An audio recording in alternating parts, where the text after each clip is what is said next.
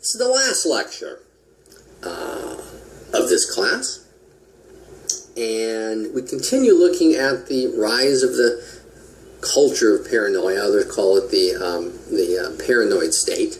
The presidency of Barack Obama. Barack Obama was elected in 2008. Now, looking at what was going on in the country, it should not be surprising that a Democrat, whoever became the nominee, would be elected into the White House. The economy was crashing. Unemployment was skyrocketing. Stock market was doing horribly. Inflation is on the rise. We start publicly discussing or posing the question, how long are we going to be in Iraq? We had been in Afghanistan for 7 years. And some Americans are wondering, what's the end game? What is our exit strategy going to look like?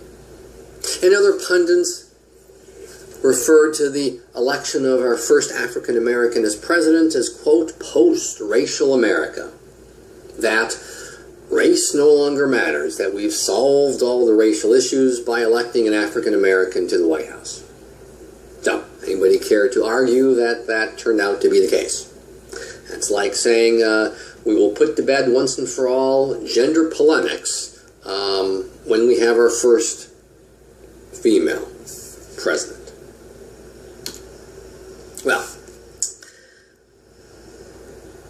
possibly the most significant thing that happened during the presidency of Barack Obama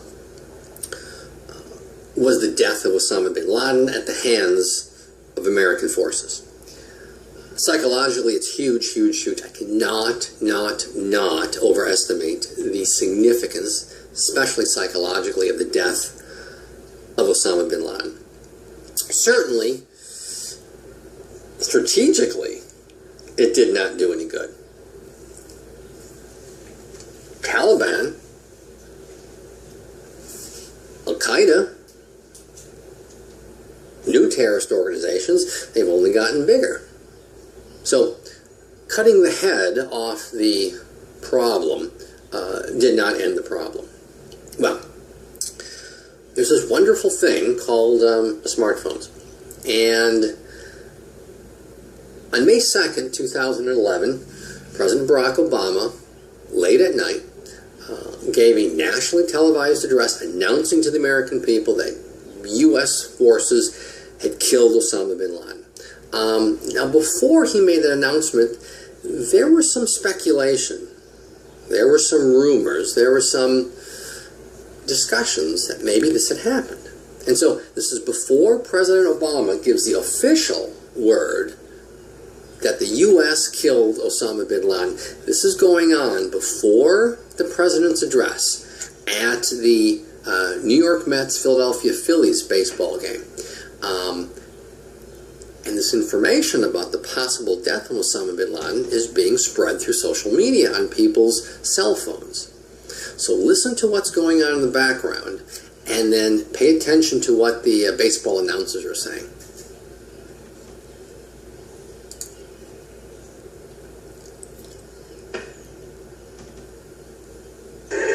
Citizens Bank Park, they are chanting USA, USA. That's because, according to reports, Osama bin Laden has been killed. And President Obama is about to address the United States audience and give an update on what the situation is. Boy, news travels fast, even in the ballpark. Now the pitch, and it's line foul into the seats. Down the third base line, 1 ball, 1 strike, and I'll tell you what's going on. The crowd is chanting USA, and the reason for that is that there are reports circulating. I am not sure if they've yet been confirmed by the White House that Osama bin Laden is dead. How that's happened, we don't know. But this crowd now knows it. It's amazing how things seem so important for the moment, like they did when Ryan Howard batted with the bases loaded. And then if it's true that Osama bin Laden has been captured, killed, or whatever, It just takes you back to that awful, awful day. And you wonder why you get so upset or worked up over a baseball game in the first place.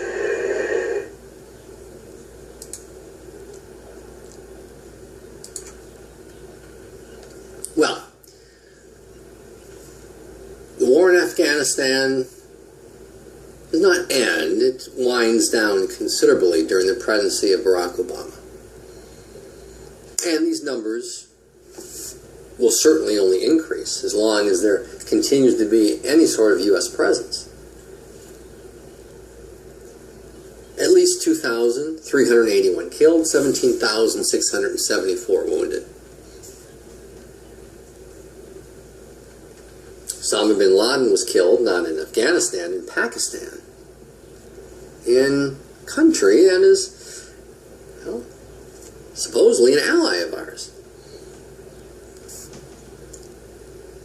And the Taliban, the terrorist group Al-Qaeda, is still running around and in control of a goodly part of Afghanistan.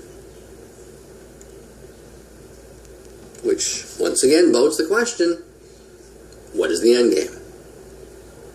What is a post-terrorist Afghanistan going to look like? Well, the other big thing that President Obama does is that in 2011 he officially ends U.S. involvement in the Iraq War. Actually, he said that the combat troops are being withdrawn. There continue to be troops in Iraq, certainly after December of 2011. In fact, on May 2nd, 2016, a member of the U.S. Armed Forces was killed by ISIS in Iraq. The recession that began during the presidency of George W. Bush continued through the first administration of President Obama.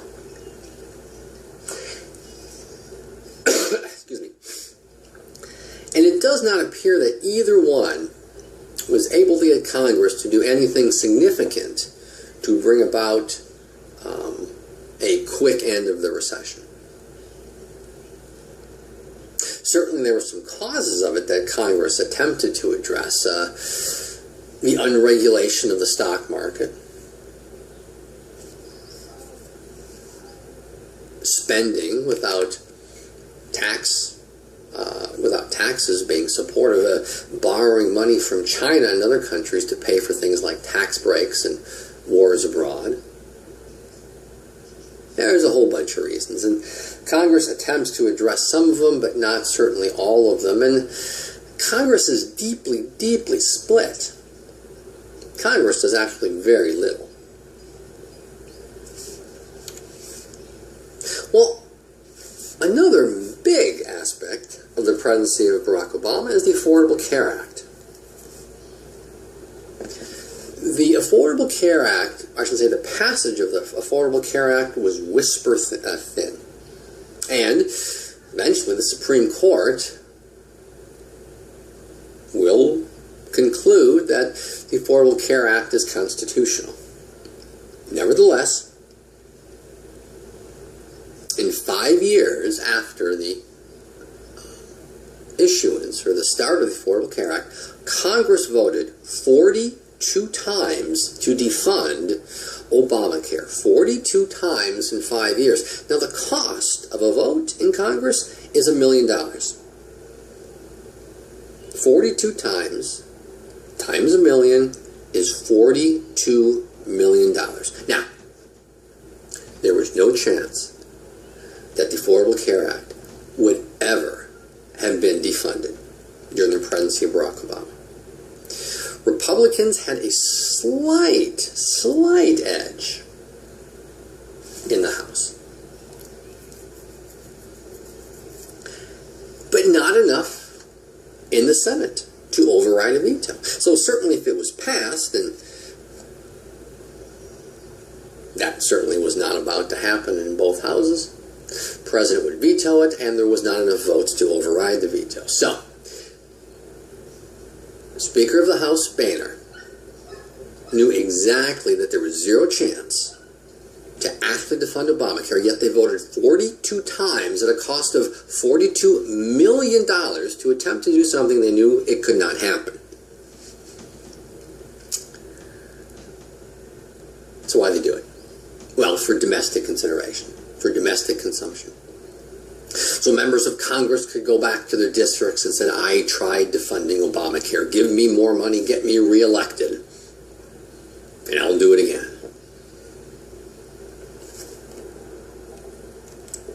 Doesn't sound like something a fiscal conservative would do. Spending $42 million. Well, actually, something similar to this occurred during the Reagan administration. The supposedly, $1,000 toilet and $500 screwdriver. There was not good oversight between the Department of Defense and contractors. And so there was instances in which federal contracts were spent, I should say, improperly. The result is that the things that the contractor did produce for the federal government appeared to be wildly expensive in cost. And so there were calls during the Reagan administration to become more fiscally conservative. And this idea of fiscal conservatism really grew from the 1980s.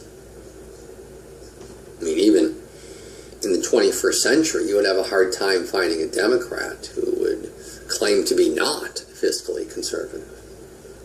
Most Americans certainly claim to be fiscally conservative.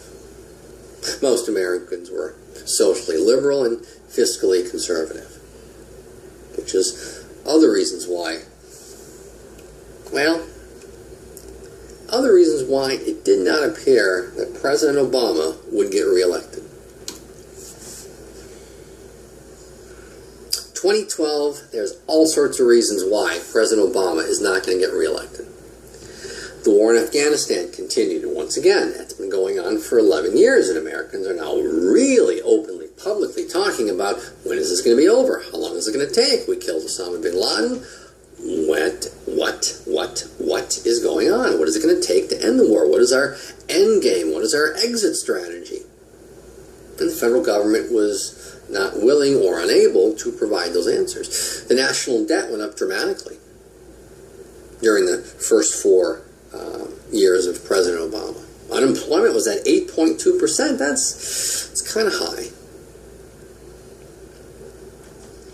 And then there was the Republicans who denounced Obamacare as taking away people's choice. Interesting. The use of the word choice. So in some aspects of our lives, certain political people want us to have choice. But in other aspects, politicians don't want us to have choice. That almost seems to be inconsistent.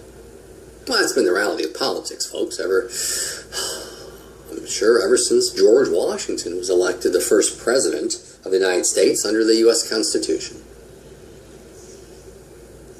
Thomas Jefferson is a classic example of inconsistency.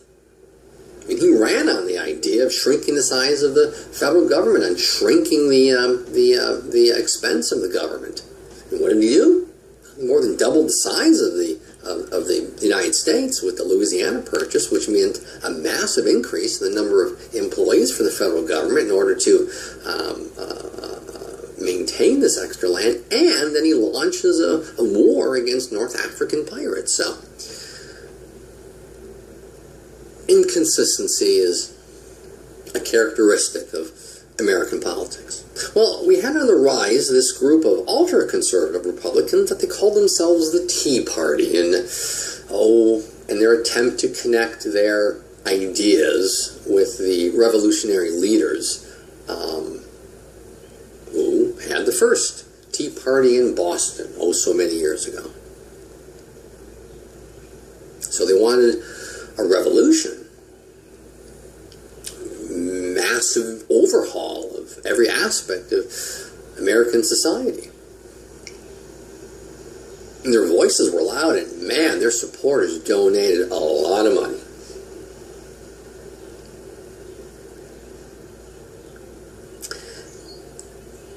It did not look like to your average American that Obama was going to get reelected. Excuse me.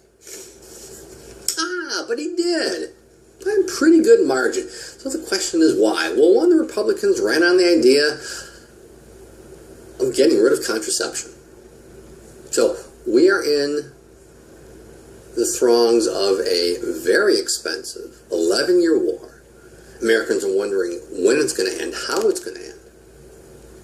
And Republicans are talking about the problem of contraception. We borrowed money from the Chinese in part to pay for the wars in Afghanistan and Iraq, yet Republicans want to defund Planned Parenthood. Well, those certainly are aspects of American culture that some Americans support, but a tiny, tiny amount. Especially at a time when there's economic problems, 8.2% unemployment, and if that's you, is that your biggest concern, the availability of contraception? Next, we have the Affordable Care Act. Well, the Affordable Care Act was built in a large measure on a similar measure passed in Massachusetts and signed into law by Mitt Romney, the then governor of Massachusetts, who in 2012 was running against President Obama. So, Mitt Romney runs on the idea that the Affordable Care Act is bad for America, yet he signed into law something really, really, really similar to the people of Massachusetts. So, here's your inconsistency. It was good enough for the people of Massachusetts, but not good enough for Americans in the other 49 states. Well, the stock market was doing beautifully by the election of 2012. A lot of people were making a lot of money. And there was this battle amongst the conservatives. Who can out-conservative each other? Very similar to the Whigs. You know, when they sent up not one, not two, but not three, but four people to run for president the first time around. Or the Republicans running for election during Reconstruction in the South. Well, they tried to out-radicalize each other. So there's a lot of mudslinging going around. There's people calling themselves conservatives and others calling themselves rhinos. R-H-I-N-O. Well, no, R-I-N-O. Republicans in name only. Well, the Republicans lost the White House. They lost 7 seats in the House of Representatives, and they lost 2 seats in the Senate. So, that suggests the American people were fine with the vision of President Barack Obama, at least in November of 2012. Well, since then, between 2012 and 2016, President Obama has sent U.S. troops in many places. The Philippines, Iraq, back to Iraq several times, into Syria, into Jordan, throughout Afghanistan, Liberia, Central Africa, Somalia, Yemen, and there's probably many more that I am not remembering. U.S. troops were sent in to take care of ISIS, or to deal with the Syrian refugees from the Syrian civil war, the Taliban. Liberia was to combat Ebola. Central Africa was going after a guy that led what they called the Lord's Resistance Army. Muslim extremists throughout Africa and the Middle East were greeted by U.S. troops. Well, President Barack Obama sent more troops abroad to more locations than did his predecessor, George W. Bush. A lot of foreign entanglements. And so American people were asking themselves, especially around 2015, early 2016, what's the end game? U.S. killed Osama bin Laden, but terrorist organizations are only growing. They left Afghanistan. They left Pakistan. They're now throughout the Middle East. They're in Southeast Asia. They're in Africa. They are spreading and spreading and spreading. And so, in 2015, they developed this ideology of isolationism or anti-internationalism. We've seen this before after World War I. After World War I, we pulled up the drawbridge and created Fortress America. We resigned from the world and we told the world, you're on your own. Good luck. 1933, President Franklin Delano Roosevelt talked about his good neighbor policy. That was a very polite way of saying, you're on your own, folks. And then after World War II, we created NATO in Europe, we created SEATO in Asia, and we had military alliances all over the place. And by 2015, more and more Americans, and at least one person running for president, is saying, that's enough. It's time to spend U.S. money and U.S. resources on Americans first. And so we have a return to the American First movement that we saw during the early days of World War II in the United States. Donald Trump was the the banner waver for this movement of removing the U.S. from the world affairs, which is very interesting because that had not only been something that we have done since World War II, but it was a reversal of the myth that America is an exceptional country. And part of that American exceptionalism was that we need to lead the world. While in 2015 and 2016, that ideology may be coming to an end.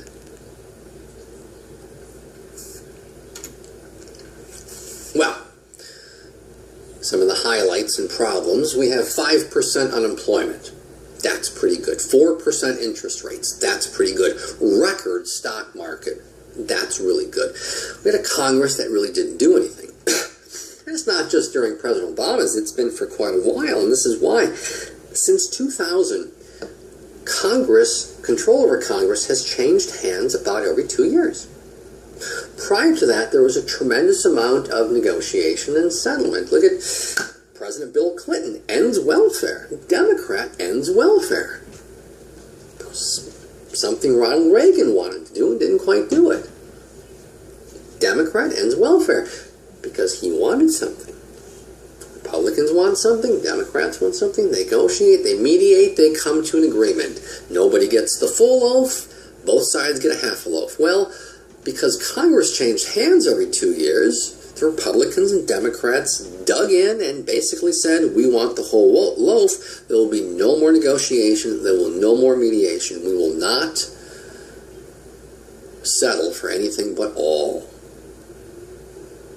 And then we had the rise of the Klan, certainly in numbers. And that had to do with the fact that this country elected and re-elected an African American. So, where do we go from here? Oh, certainly terrorism. That's not going to go away anytime soon. North Korea. Leaders in North Korea had been, well, I guess politely would be able to say, unstable for quite a while.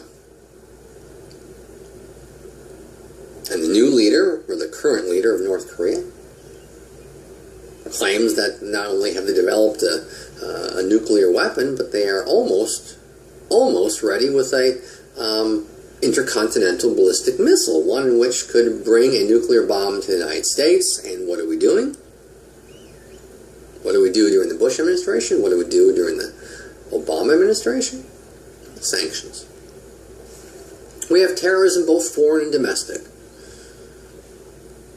We have a return to deregulating Wall Street. We want to get rid of those, quote, job-killing regulations. There had been an anti-government movement for many years.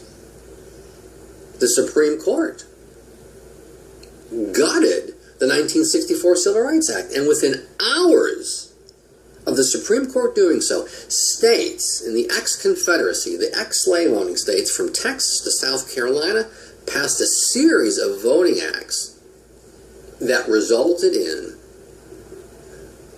residents not being able to vote, citizens not being able to vote. And these new voting laws targeted very particular populations. New Deal legislation is on the chopping block. More and more people running for not only president, but political office, even at the local level, are saying things like the minimum wage should disappear. OSHA should disappear. There doesn't need to be safety laws anymore. Doesn't need to be minimum wage. In fact, we had some people who ran for president who said that there shouldn't be any child labor laws, that if a family needs their 5-year-old to work, then by God, why should government get in the way of a 5-year-old working?